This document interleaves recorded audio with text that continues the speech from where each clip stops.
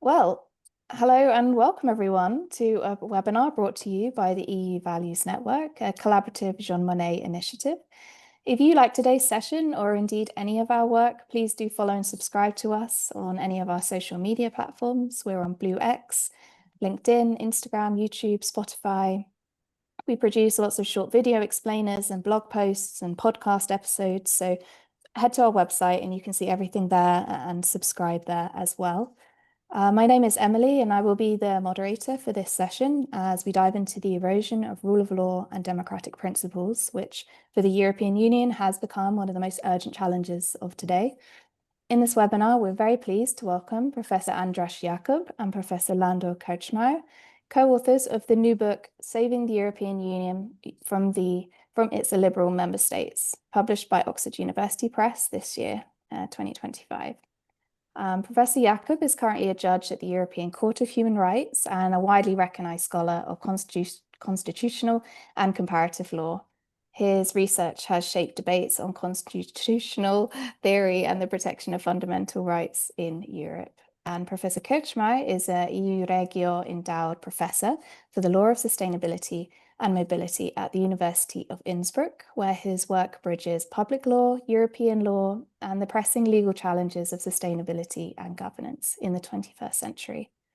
This book provides a timely examination of how illiberal trends within EU member states interact with weaknesses at the union level, reinforcing each other and threatening the EU's foundational values. They will not only diagnose the problem, but also propose legal and institutional strategies to safeguard European democracy. So we're very excited to hear more about that today. And we're also honoured to be joined by Professor Jan Wouters, Professor of International Law and International Organizations at KU Leuven and Director of the Leuven Centre for Global Governance Studies. He is a leading expert in European and international law, whose commentary will no doubt provide critical context and reflections on the implications of this important book. And together they will guide us through the pressing constitutional and political questions at the heart of today's European Union. So, well, thank you. Thank you all for joining us today and for your thoughts. And everyone here that's at home or wherever you may be watching live, you will have the opportunity to submit your questions at the end of the session. There's a Q&A box at the bottom here. And as we go, please feel free to add your comments and questions and such, and we'll come to those. Okay, well, enough from me. I will now hand over to our presenters for today's session. Andras, you're welcome to share your screen at this point or say hello. Thank you so much for this opportunity to present the main arguments of our book. Both Lando and me, we are looking forward to the discussion. So the title of the book is Saving the European Union from its Illiberal Member States, and it has just been published recently by Oxford University Press. In the preface of the book, we are writing about the motivations, the personal motivations, and also the story of the book, and we identify certain frustrations that were driving us. So in a way, it's a book of frustrations. We list actually 6 of them. The first one was that we have seen that there was a lack of effective EU measures. Basically, in the last 15 years, there was always some excuse why the EU did not really do what it could have done. We have seen quite a few half-hearted, smokescreen or postponed measures. And altogether, our impression was that whatever happened, it was too little and too late.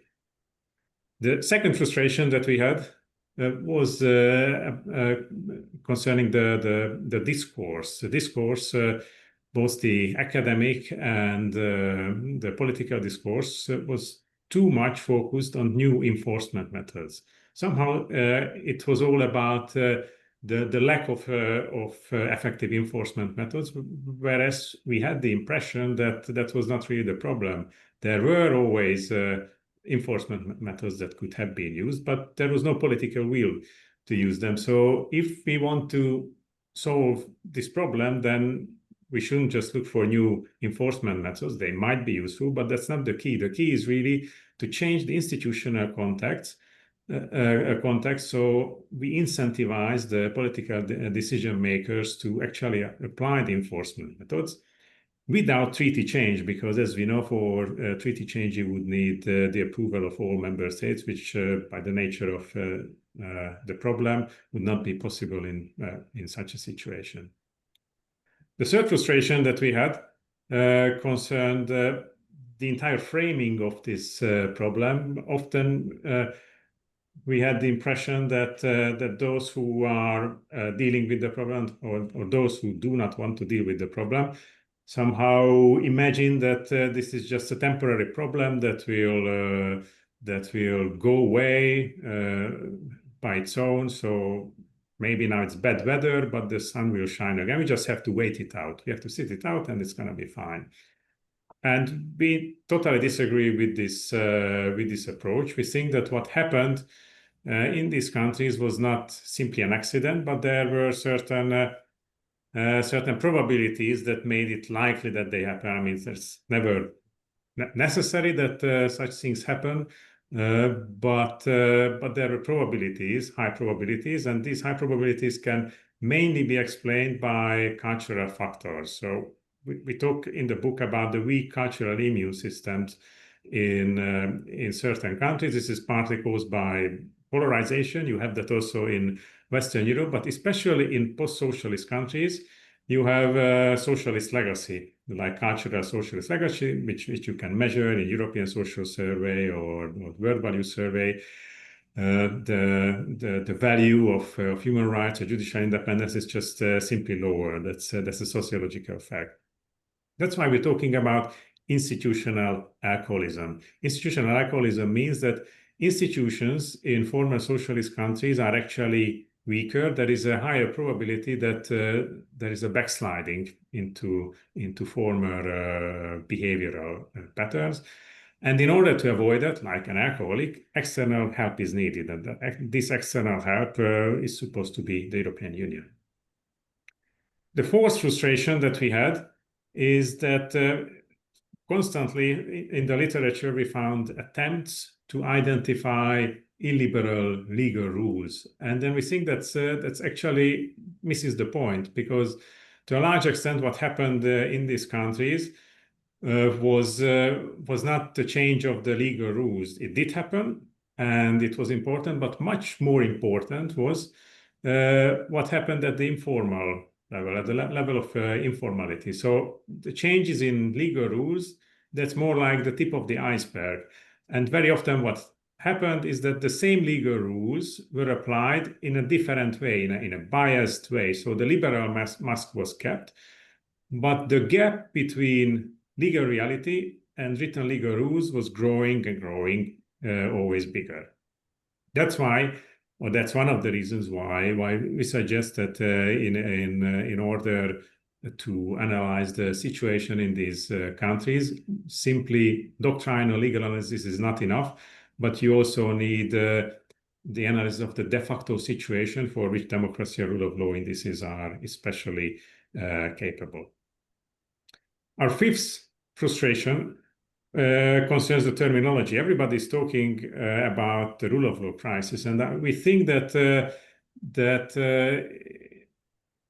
it misses the one half of the problem, because it's not just a rule of law crisis; it's also a democracy crisis. As a matter of fact, it is at least as much a democracy crisis as a rule of law crisis. Somehow, the European Union is pushing less this issue of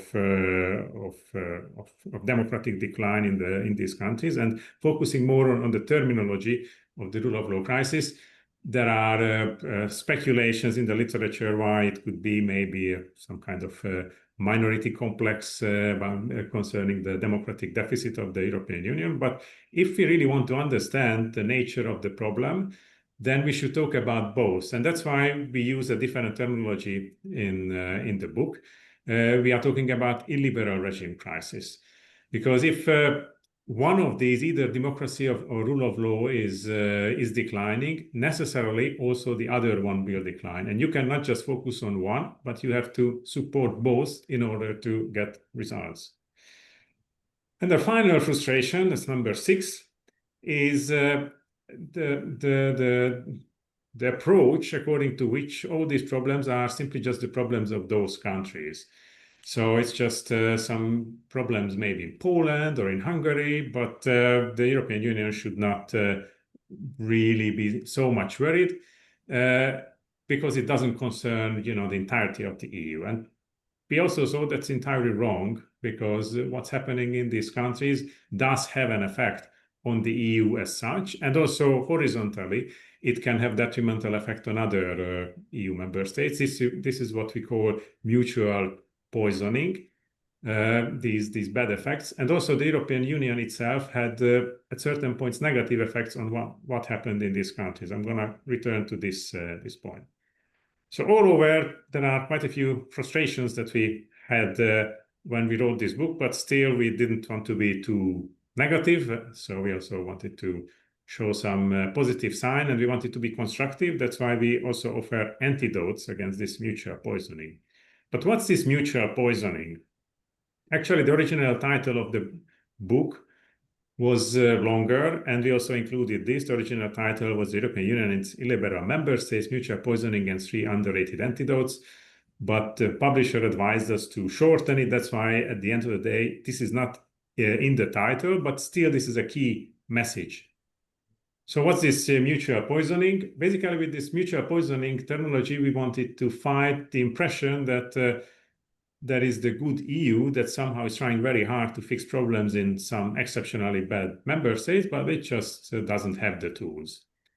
We think that it's wrong for several reasons. It's wrong because the EU itself also had negative effects on these countries, and it's also wrong because these countries do have some negative effects on the EU itself. So what kind of negative effects did the EU have? How did the EU contribute to this crisis? First of all, it financed these regimes. Second, it made the emigration easier via free movement of persons. Hundreds of thousands of citizens left these countries and went to Western Europe to work, and they were missing from the political processes at home. And finally, and this is probably the most severe and serious one, the EU, especially the Commission, showed signs of weak and complicit behavior. The reason is, and there are good analysis about that by Dan Kellerman and other political scientists in the literature, they show that once you become member of the European Union, you have political leverage, and this political leverage can also be used in order to avoid the application of enforcement methods against you.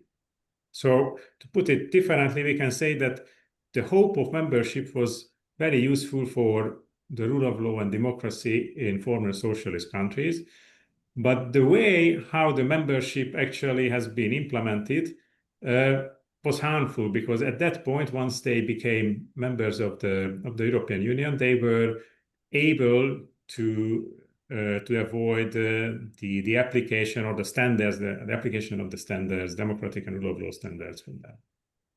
So that's one part of this poisoning. And on the other hand, also the member states are poisoning the EU itself. How? They can delegate Trojan horse officials to various organs, and also in the European Parliament, MEPs are sitting who were elected in unfair elections in the member states from which they are coming. Illiberal member states can also veto measures in foreign policy, but also in concerning reforms, like which would not just not just be about foreign policy, but meaningful reforms which would be necessary for the European Union. And finally, these member states can also contribute to the erosion of liberal democracy in other member states horizontally through investments, like through corrupt investments by cronies of these regimes who buy media portfolios in other countries, through translations of statutes. So, and also in EU organs, you have mutual support. You can, it's well documented. It does work. These alliances. So all over, we consider the situation severe, and of course, you can hope in reversal, but at the least, the purpose should be containment. And we are convinced that the antidotes that we are proposing would be very helpful in this regard. And at this point, I'm going to give the floor to my co-author, Lando Kirchmeier. Lando. Hello, everybody from my side as well. Thank you for having us. It's great to be with you and present our book to you and hear your thoughts on it as well.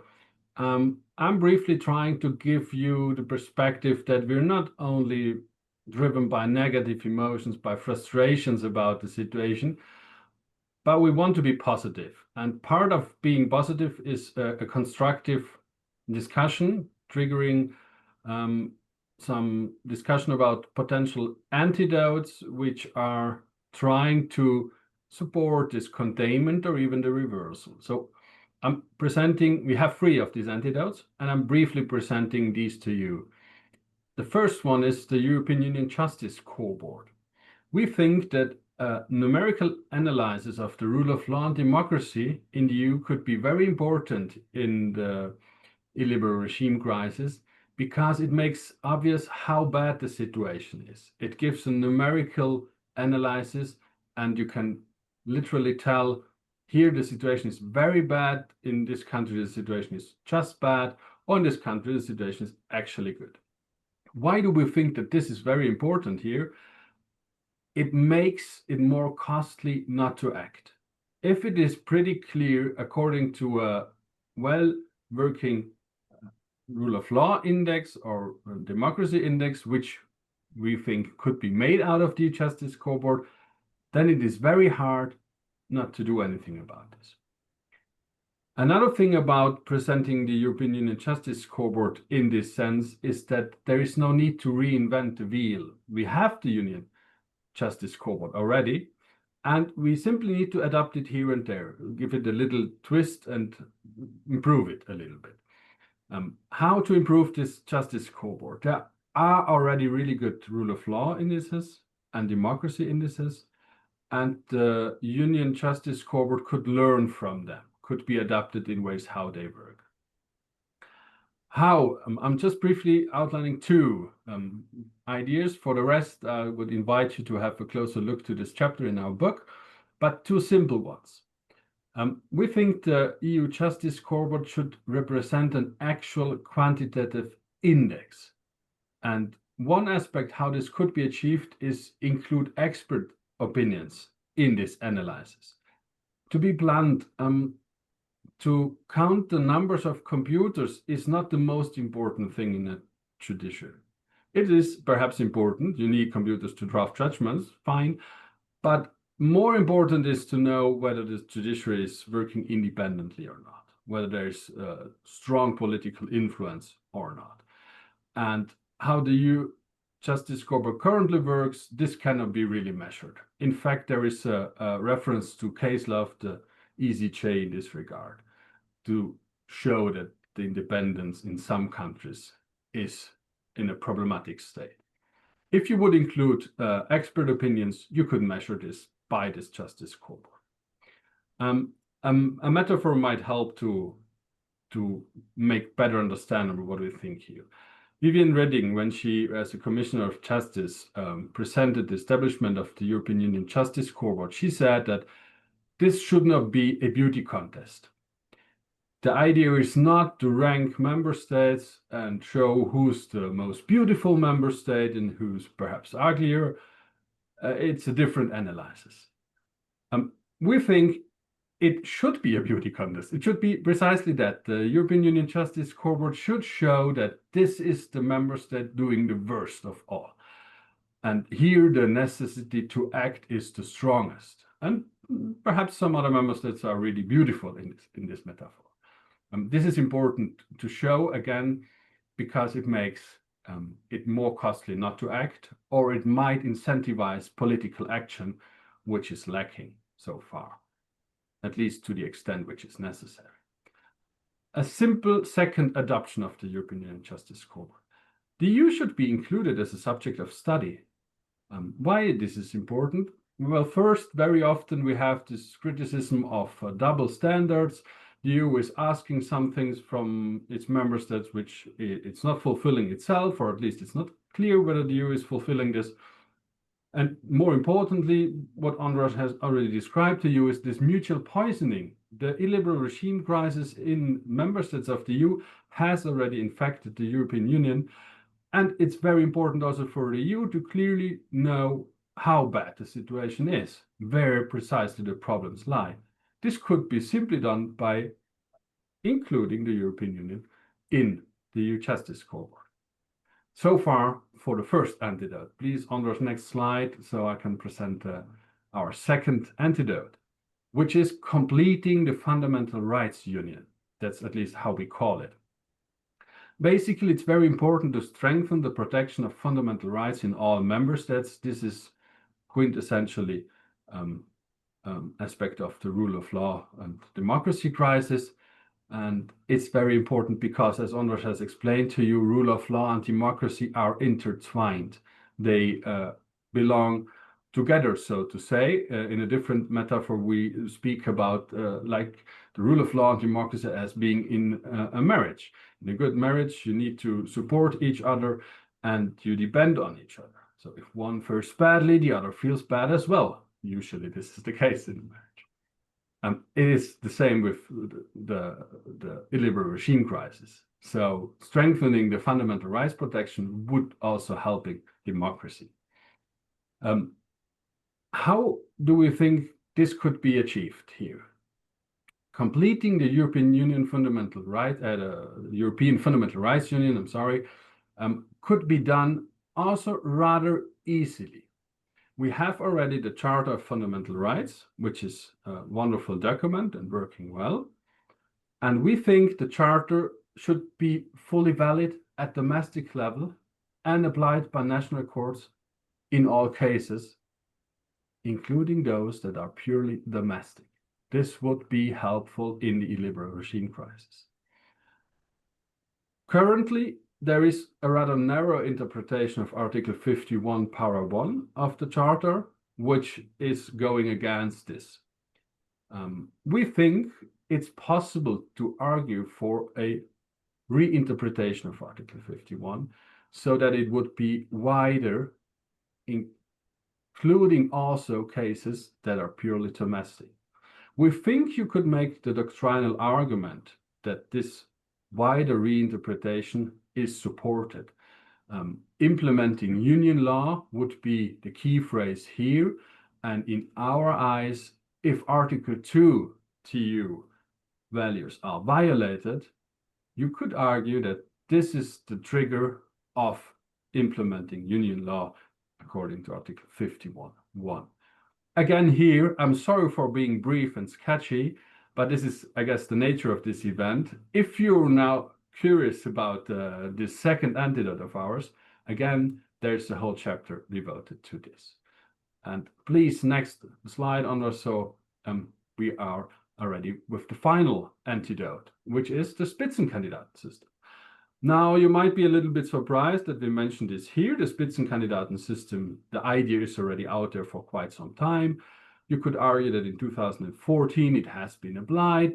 There was a backlash in 2019, but the EP elections last year were already, they could be at least portrayed in a way that the Spitzenkandidaten system has been followed again. We think it needs to be further strengthened and stabilized for the long term so that it can help the illiberal regime crisis. Generally, it is always argued that the Spitzenkandidaten system would improve the democracy and democratic accountability at EU level, generally speaking.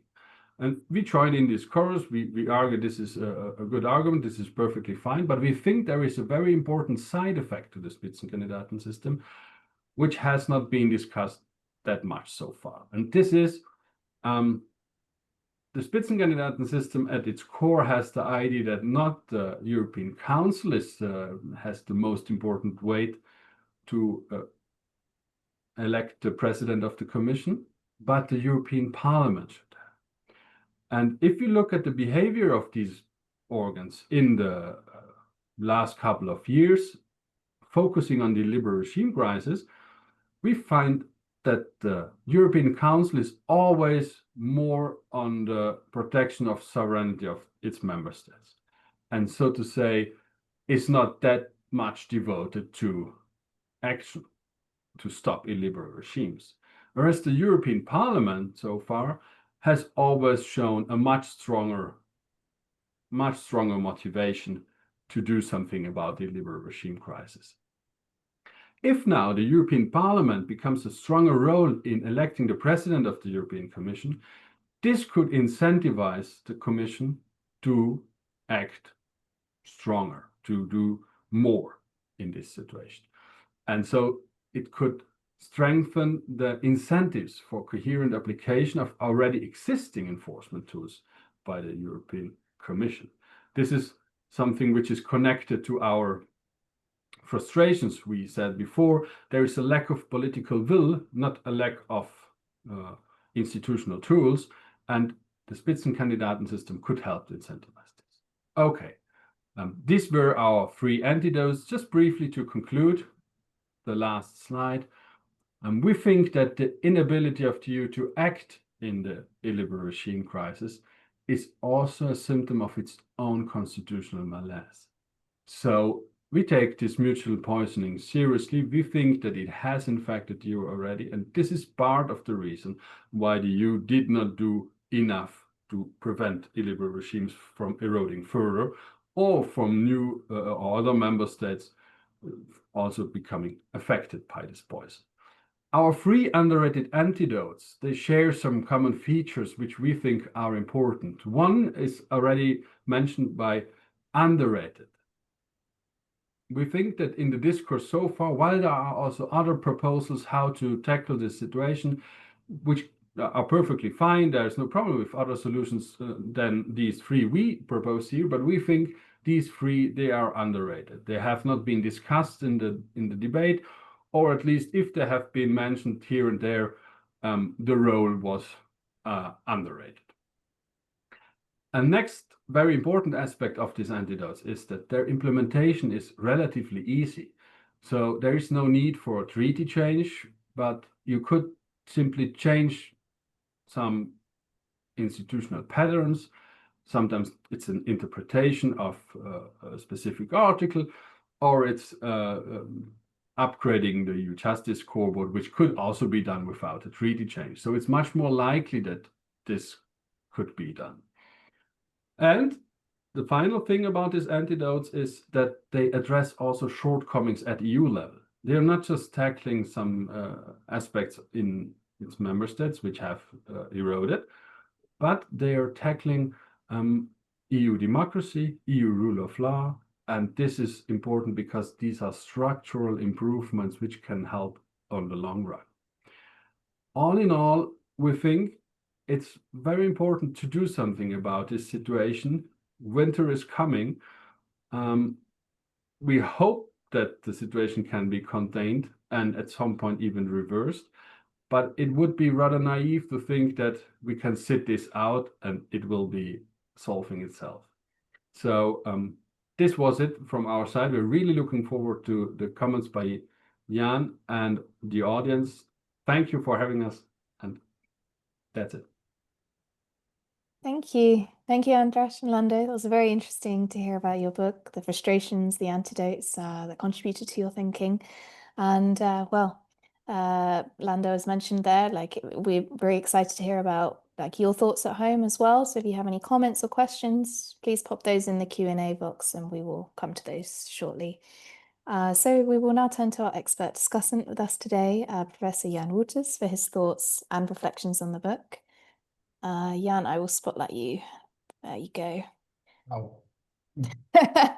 Thank you. Thank you for that.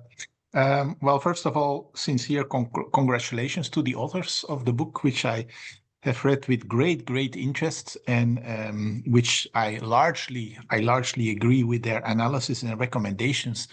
I'm, of course, being given the role of a discussant, so I will have to make a couple of remarks and comments. I should say, in the first place, I loved the cover of your book with the beautiful painting of Delacroix, La liberté guidant le peuple. In fact, I would say La liberté is, of course, important enough, but I would call it, for the purposes of your book and for our discussion, les valeurs guidant le peuple, because in fact, we are here in an area that we discuss the fundamental values of the European Union. And I think it's indeed very important that those values are also being enforced or maintained by the peoples of Europe and not necessarily only by EU institutions or public authorities in the member states. It's our values. And I think we should indeed pay attention to that. I agree in the first place on the frustrations that have brought you to the book. I shared many of these, and as you probably know, I was the main lead investigator of a recent Horizon 2020 project called Reconnect, reconciling Europe with its citizens through democracy and rule of law. The acronym Reconnect stood for that. We still have a website with all of our reports and recommendations, which is reconnect-europe.eu.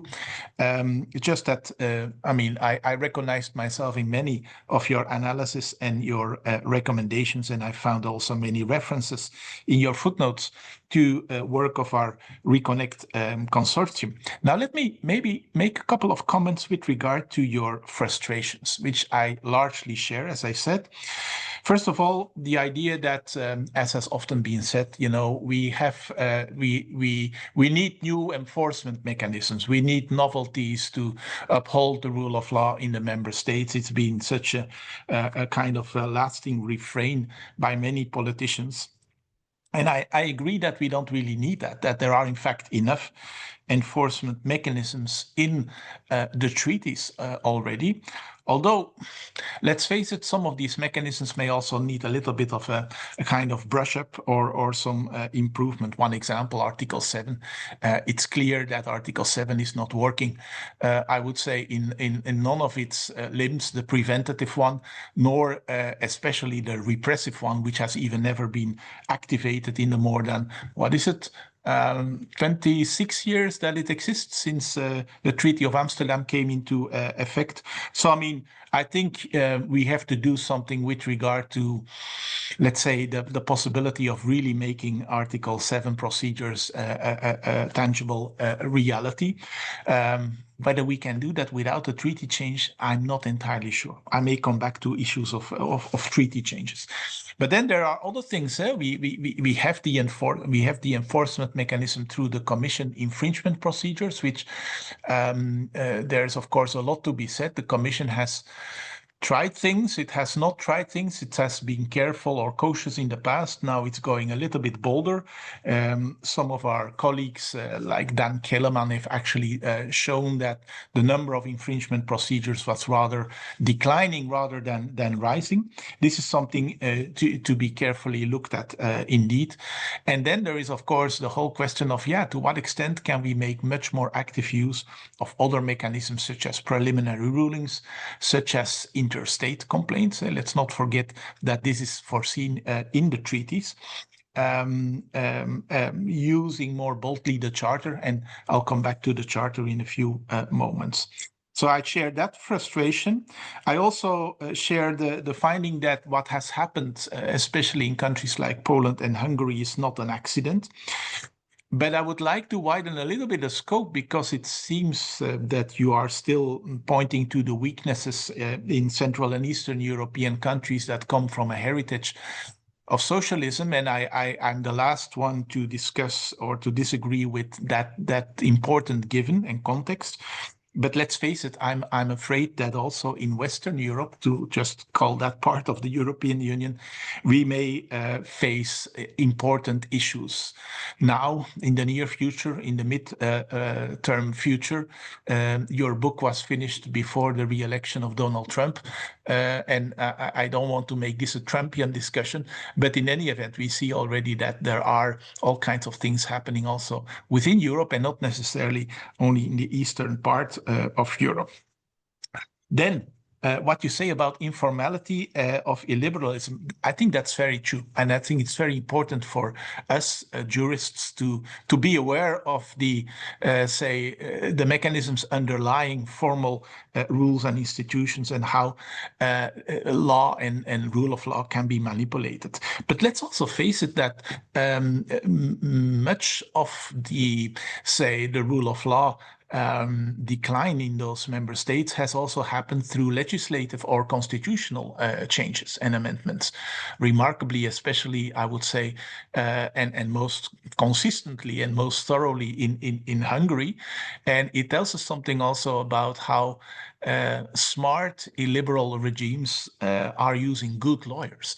And I think it's something we need to be aware of. I've always been told that the Hungarians have an excellent legal tradition from the times of the old empire, and that this was much less the case with Poland, for instance. So the point is, and I'd like to hear your reaction, is like, yeah, there's also formal lawmaking involved, and you just have to be very skillful, deceptive, shrewd, if you wish, as lawyers, to give an impression that you have a fair law, but that in the effects, it's all about, consolidating your autocratic regime.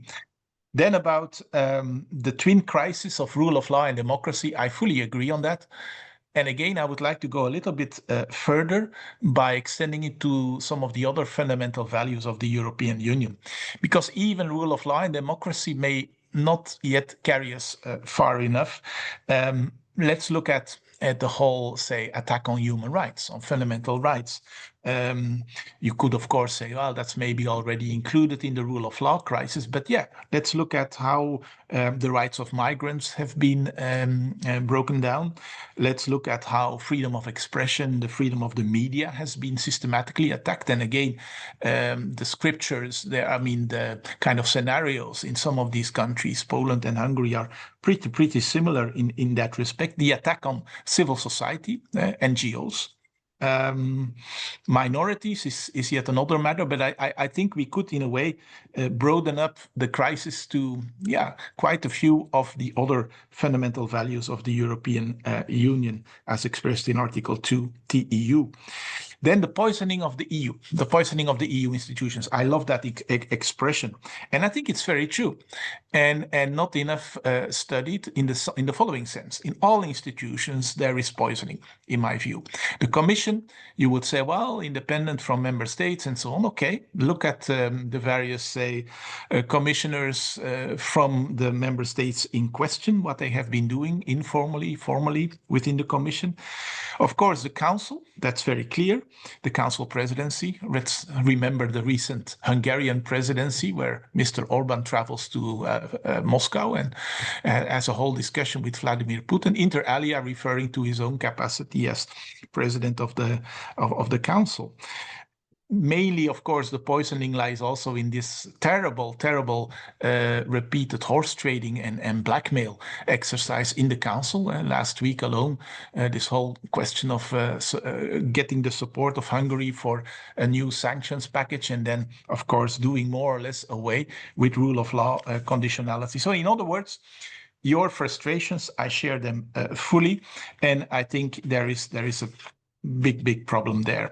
Speaking about that mutual poisoning, where you rightly say, well, the EU contributed by financing these regimes, it is actually a big problem.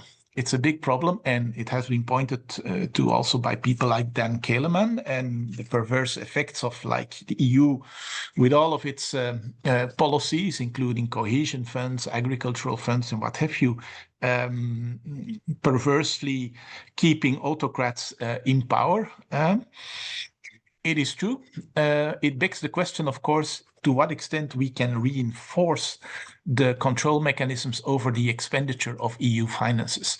The role of the new European Public Prosecutor is an important one. Of course, everybody should become, bound by that mechanism.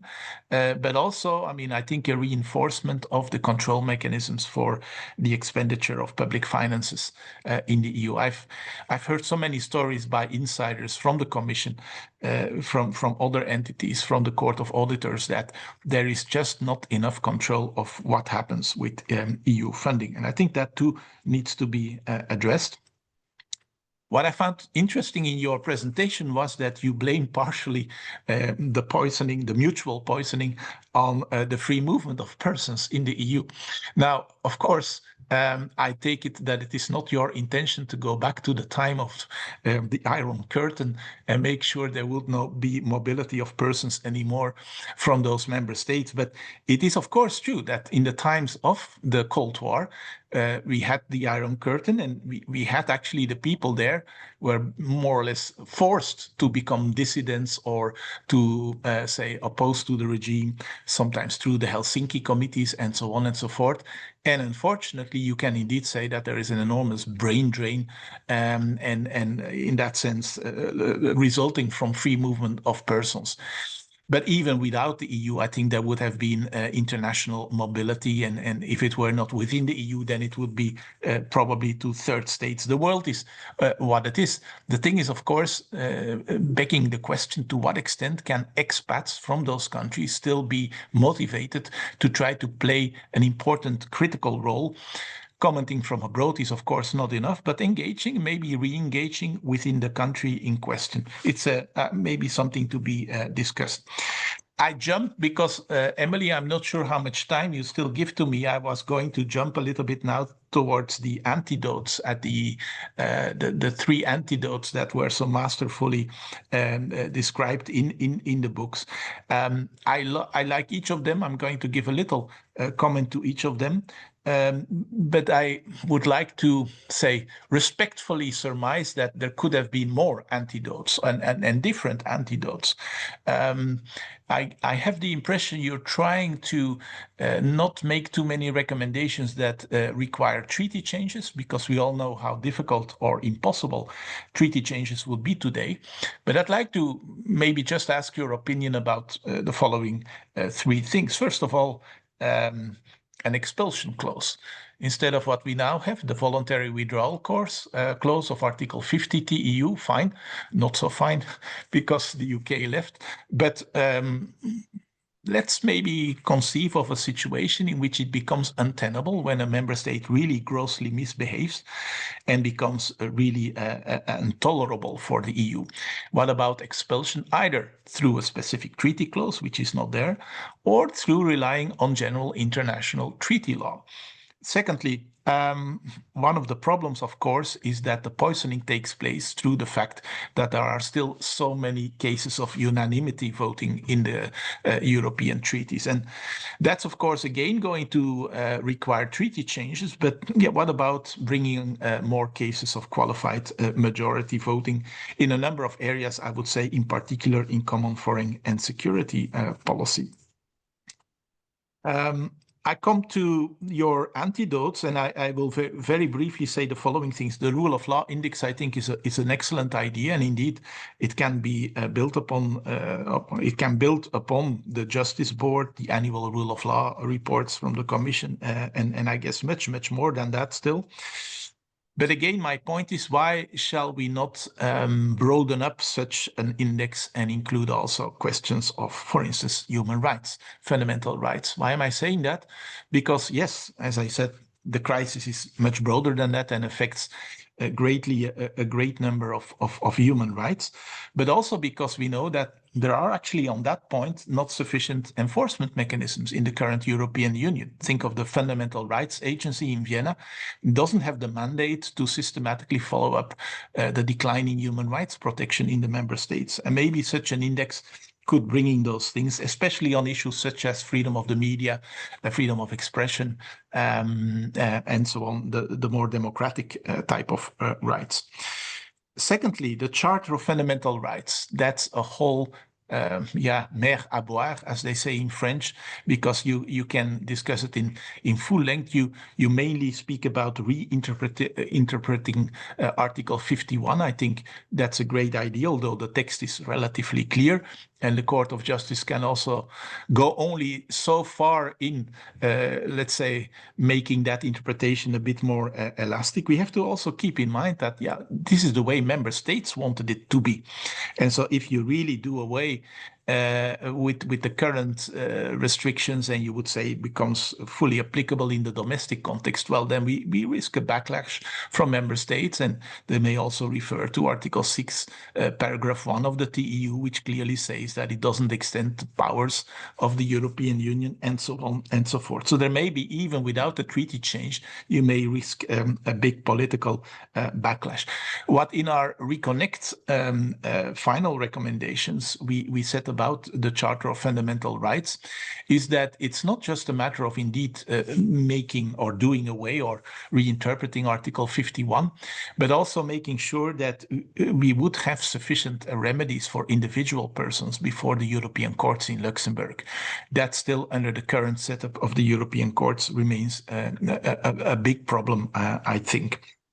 Then last but not least, the Spitzenkandidaten.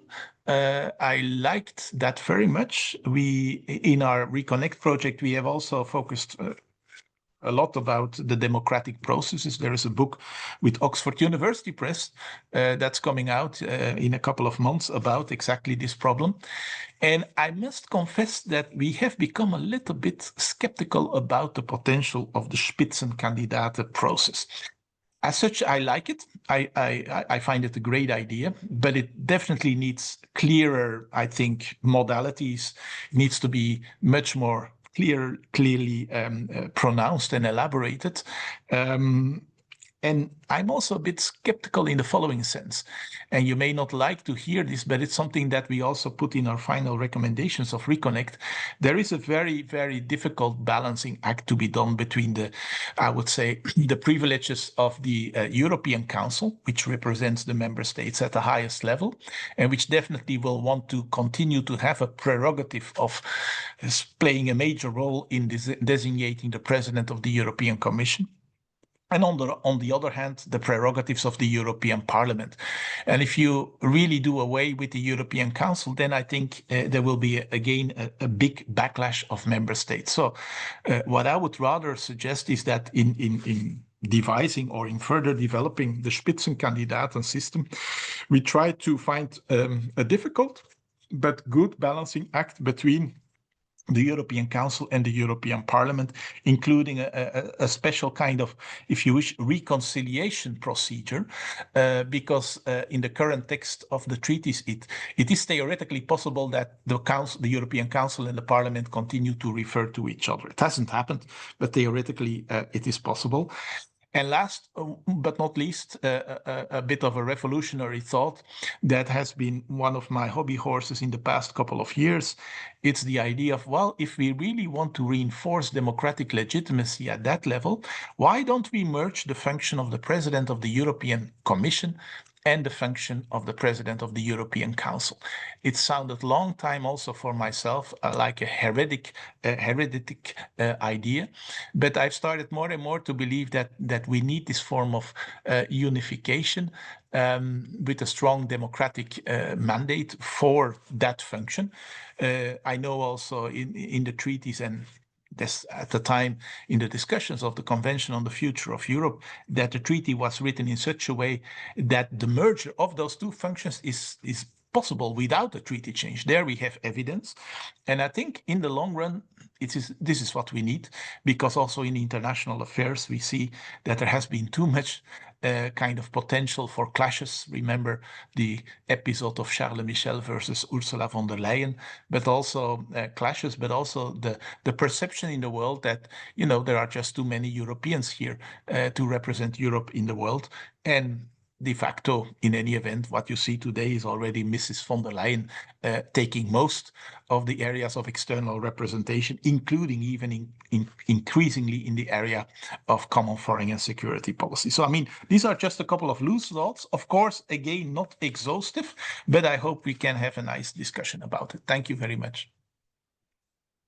Thank you. Thank you so much, Jan, for your insights, your ideas, and your excellent questions as well. We will be sure to link to the Reconnect Horizon project you've mentioned there in the description of the YouTube when it's eventually up, because I think there could be some great resources as well for anyone watching.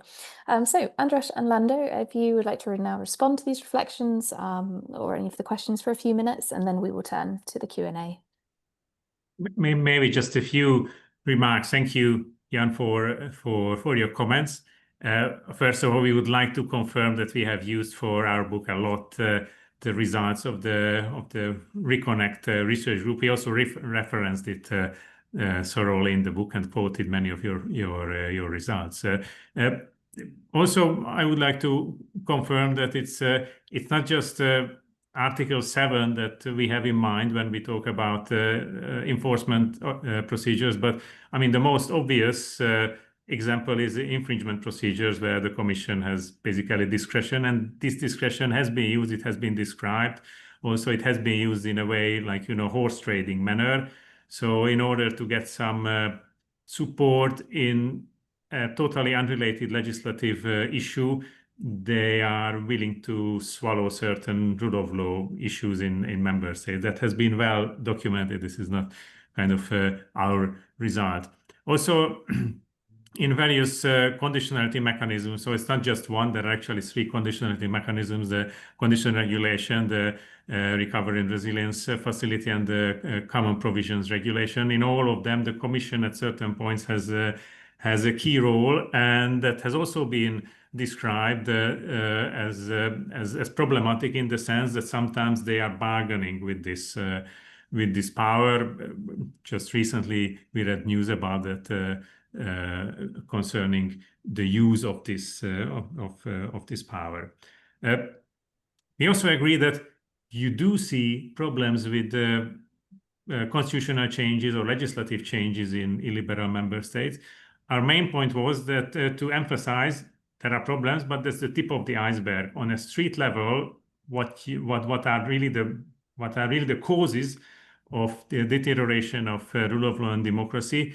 Other issues which are not visible in written law are actually more important. That is what is really causing the vast majority of the deterioration. This is why it is so important in every illiberal regime, the change of personnel. You need the people who implement that, not just in the police, but especially in the judiciary.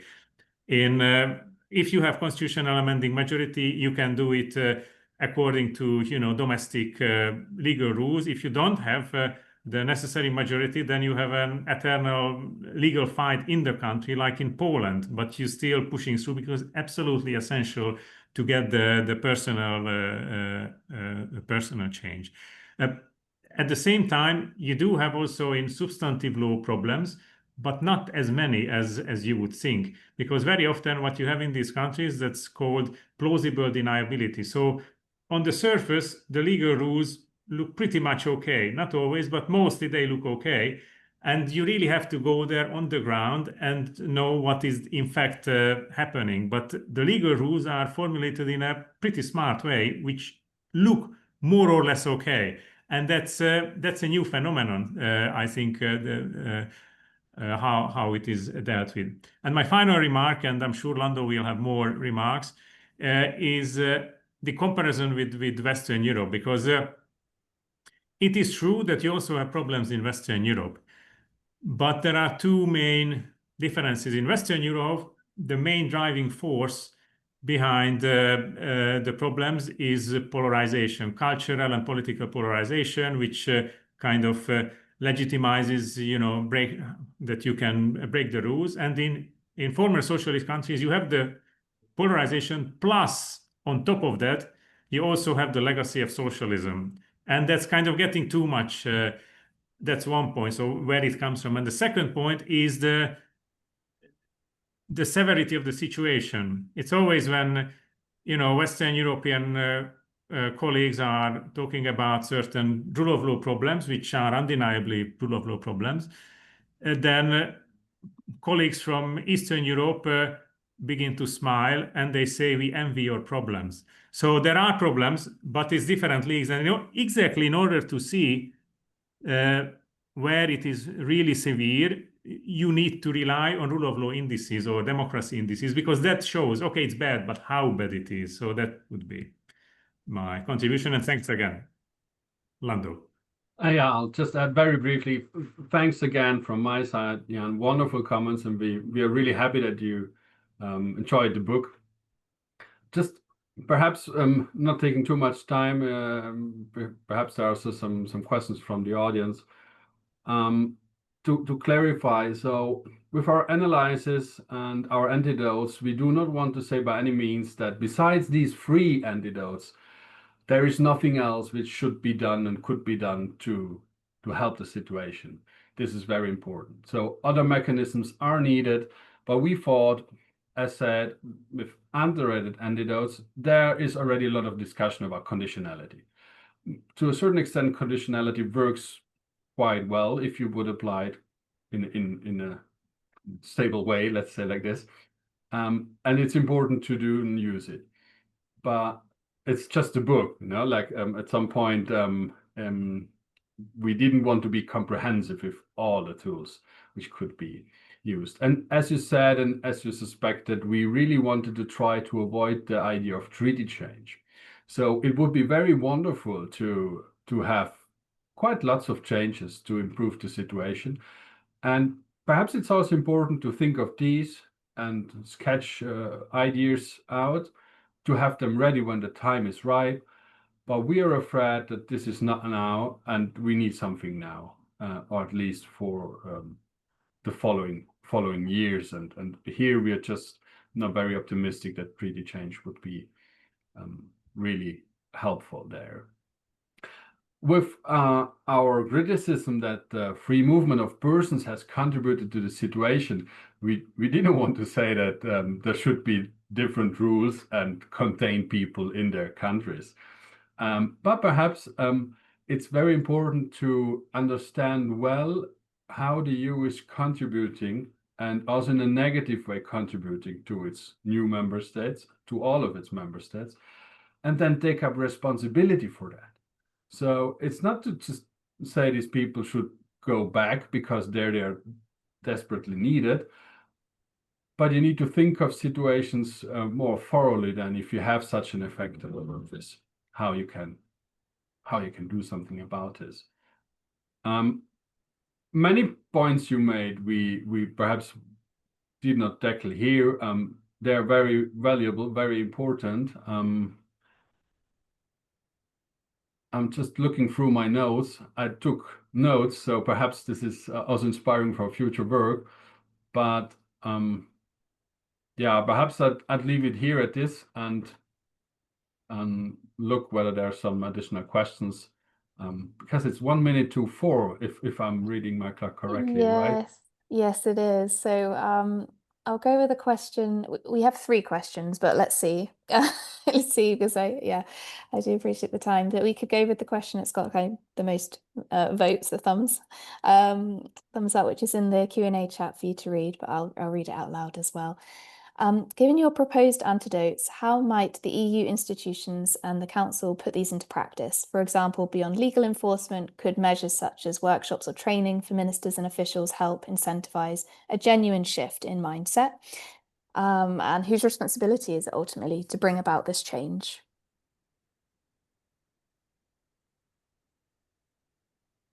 Anyone is welcome to answer it, actually, I should say. I mean, just to put it short, it depends on the proposal. So the reinterpretation of the charter, that's mainly the responsibility of the European Court of Justice, and the Spitzenkandidaten system, that's one point where it's especially the European Parliament could push for this agenda. Obviously, it's always an interplay of various institutions. And for the EU Justice Scoreboard, paradoxically, it's largely the Commission which should be pressurized to implement these changes. But we are confident that on the one hand, the Commission is also not a homogeneous organ. So certain parts of the Commission would like to see more. And on the other hand, pressure on the Commission in this aspect is probably easier to build up than on very specific measures. But this is an open debate, and we recognize we always say we don't have the silver bullet, but we have some ideas how to improve the situation. Great, thank you. Would you have time for one more question? If it's okay, just checking on everyone's time here. We have one that's also got another vote from someone in the audience. Thank you for your excellent presentation. The authors are quite skeptical about the tools and the will of the EU to stop the illiberal regimes, but they did not mention the new funding conditionality regime present, for example, in the conditionality regulation, the Recovery and Resilience Facility, and the Common Provisions Regulation. What about its possible effectivity? Is this not a step forward? Thank you very much. Well, just very briefly, perhaps, at the risk of repeating myself. So we think this can be very helpful. We do not want to be comprehensive with our free antidotes. We just mentioned them for the reasons given. So financial conditionality could be of help. And in fact, I think we have a grant proposal on conditionality somewhere out there. So we think this can be very interesting. But I think Jan has already mentioned it. Just the last couple of days have shown already that also here the political will to just stay focused on this conditionality, because actually the rule of law and democracy in these member states is important. It's easily to be compromised by other ideas. Well, security is, of course, a very important question. But still, if you treat the rule of law and democracy crisis, or as we call it, the illiberal regime crisis, always as something which is not that important than other things going on, this risks really the ability of the EU to act on the long run. And so just going back to the conditionality mechanisms, if there is so much discretion by the Commission, also releasing funds for Poland after the elections have been going out well, one could say, shows that there's so much discretion there. This is a big risk, and it's as it is, it's not the miracle solution. So important, but needs to be adapted with care, I'd say. Well, that does bring us to time, and a huge, huge thank you to Andras, to Lando, to Jan for your presentations and your reflections today. There were a lot of thanks, praises, and some other questions in the chat, which I'll make sure that you see. And as I've said earlier, we will put this on YouTube in the coming days. So anyone that would like to share it with colleagues or peers that might find it interesting as well, it will be there. So yes, a huge, huge thank you. Thank you so much. Thank you, Jan. It was a pleasure. Thank you, Emily. Congratulations. Thank you on my side. All the best.